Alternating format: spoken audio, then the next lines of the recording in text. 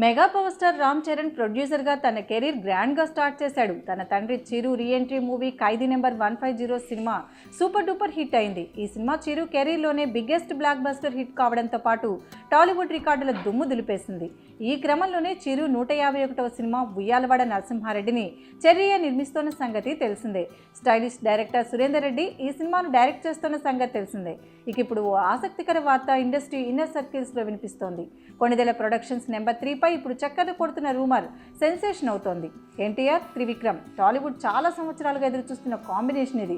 ఈ కాంబోను కొణిదెల బ్యానర్ ఖాయం చేసిందనే వార్తలు వస్తున్నాయి. కొణిదెల ప్రొడక్షన్స్ నెంబర్ 3 సినిమాలో ఎన్టీఆర్ హీరోగా నటిస్తున్నాడట.